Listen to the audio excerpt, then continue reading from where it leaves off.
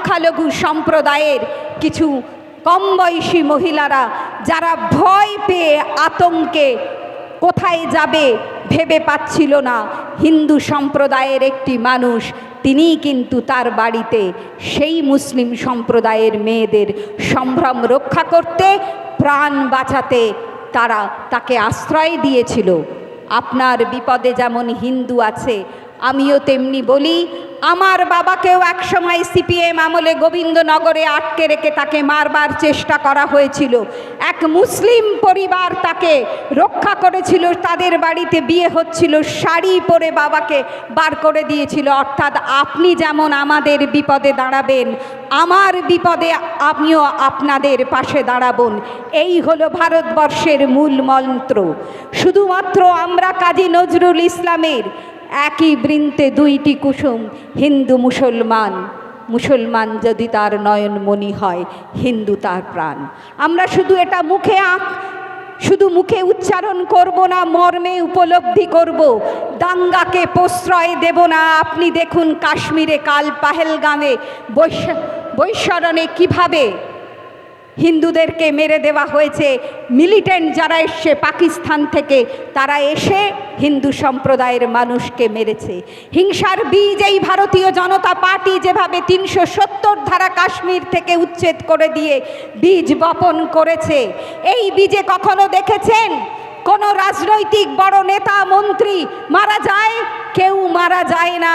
আমি বক্তব্য দিয়ে চলে যাব, আমি মারা যাব না, আমি হাততালি পাবো, কিন্তু কোনো রকমে আমার প্রাণ কেউ নেবে না যদি কেউ মারা যায় আমার আপনার মতো গরিব মানুষ। তাই শান্তির মাধ্যমে আমরা অহিংসার মধ্য দিয়ে আন্দোলন চালাবো, কোনো হিংসা করব না। মুর্শিদাবাদ মালদায় যা হয়েছে, যারা করেছে তাদেরকে আমরা ধিক্কার জানাই।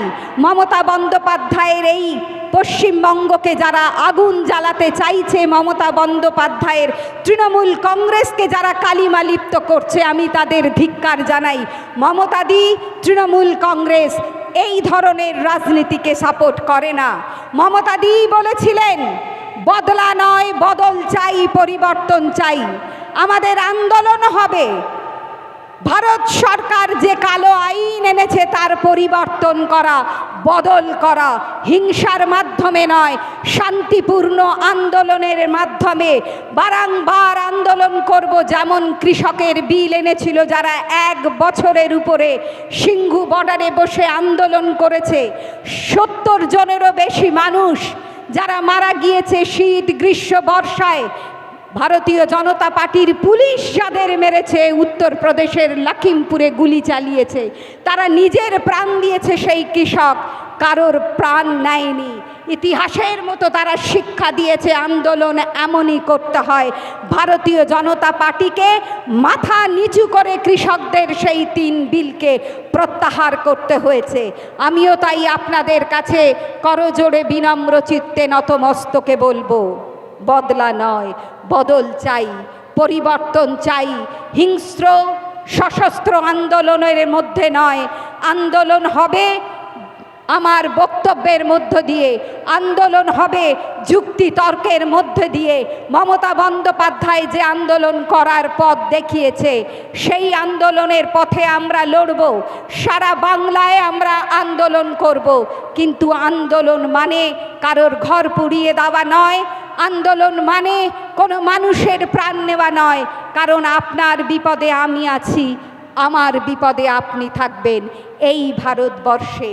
তাই বলেছেন, আমি বলেছি এর আগে কাজী নজরুল ইসলামের কথা, ঠিক তেমনিভাবে মহাত্মা গান্ধীও বলেছেন। আপনারা জানেন মহাত্মা গান্ধীও বলেছেন, রঘুপতি রাঘব সীতারাম পতিত পাবন सीताराम, ईश्वर वाल्ला तेरो नाम सबको सबमति दे भगवान। ঈশ্বর আল্লাহ সকলের মধ্যে, আমার মধ্যে। আবার বঙ্কিমচন্দ্র আমার বিবেকানন্দ বলেছেন, বহুরূপে সম্মুখে তোমার ছাড়ি কথা খুঁজিছ ঈশ্বর, জীবে প্রেম করে যেই জন সেই জন সেবিছে ঈশ্বর। মানুষের মধ্যেই ঈশ্বরের বাস, আল্লাহর বাস। আপনি মানব ধর্মকেই রক্ষা করুন, মানুষের মধ্যে প্রেম জাগান, হিংসা নয়, হিংসা নয়। তাই আবারও বলি, আন্দোলন চলবে, ওয়াকফ বিল প্রত্যাহার করব। সুপ্রিম কোর্টে ইতিমধ্যেই ভারতীয় জনতা পার্টির সলিসিটর জেনারেল তুষার মেহতা তিনি গিয়ে বলেছেন যে আমরা এই দুটো ধারাকে এখনই ইমপ্লিমেন্ট করব না, আমরা অ্যামেন্ডমেন্ট আনবার চেষ্টা করছি। কি সেই দুটো ধারা? যেটা ওয়াকফ বিলে বলা হয়েছে যে সম্পত্তির কাগজ যদি দেখাতে না পারো তাহলে ওয়াকফের সম্পত্তি থাকবে না। ওটা বলেছে এখন আপনি ক্যাপ্টেন অ্যাভেন্স রাখুন, আমরা এই ধারা প্রয়োগ করতে চাচ্ছি না। অর্থাৎ ওয়াকফ সম্পত্তি বছরের পর বছর ধরে যারা ইউজার, যারা ভোগ করছেন, যারা অধিকার করছেন, তেমনি করেই তারা অধিকার করে থাকবেন। এটা এখন রদবদল হবে না যতক্ষণ না সুপ্রিম কোর্ট তার রায় দিচ্ছে। আরেকটি কি বলেছেন তুষার মেহতা, সেন্ট্রালের যিনি সলিসিটর জেনারেল, তিনি বলেছেন ওয়াকফ বোর্ডে যে অমুসলিম সম্প্রদায়ের প্রতিনিধিত্বের কথা বলা হয়েছে, মনোনীত সদস্যের কথা, সেটা এখনই ইমপ্লিমেন্ট অর্থাৎ বলবৎ হবে না। ভারত সরকার এখনই বলবৎ করবে না, এটা যতক্ষণ না সুপ্রিম কোর্ট তার রায় দিচ্ছে। আমি আপনাদের কাছে বলবো, সুপ্রিম কোর্টের রায়ের উপরে আপনারা ভরসা রাখুন। সুপ্রিম কোর্ট উচ্চতর ন্যায়াধীশ, তার উপরে আমরা বিশ্বাস করি, ভরসা করি। সেই ভরসার উপরে রেখে আগামী দিন আমরা আন্দোলন চালিয়ে যাব। তাই আপনাদের কাছে আবারও বলি, সর্বধর্মের সম্প্রীতির এক সমাবেশ, সম্প্রীতির এক মিছিল। যতদিন আপনারা গ্রাম বাংলায় একসাথে থাকবেন, ভারতবর্ষের মানচিত্র পাল্টে ওরা দিতে পারবে না। ভারতবর্ষের 140 কোটি মানুষের মধ্যে শিখ, সাই, হিন্দু, মুসলিম সকলেই থাকবে। ওরা মূর্খের স্বর্গে বাস করছে, যে দাঙ্গা নিয়ে তারা খেলা করছে, আগুন নিয়ে খেলা করছে। আগামী দিন এই ভারতবর্ষে বিজেপির শাসন আর থাকবে না। মমতা বন্দ্যোপাধ্যায় 2026-এ সকল ধর্মের মানুষের আশীর্বাদ নিয়ে আসতে চলেছে, আসবে। বাংলায় শান্তি প্রতিষ্ঠিত হবে, বাংলার সকল মানুষের ঘরে ঘরে উন্নয়ন থাকবে। আমরা লাল বোতামে ভোট দিয়েছি, আপনাদের পাশে থেকেছি।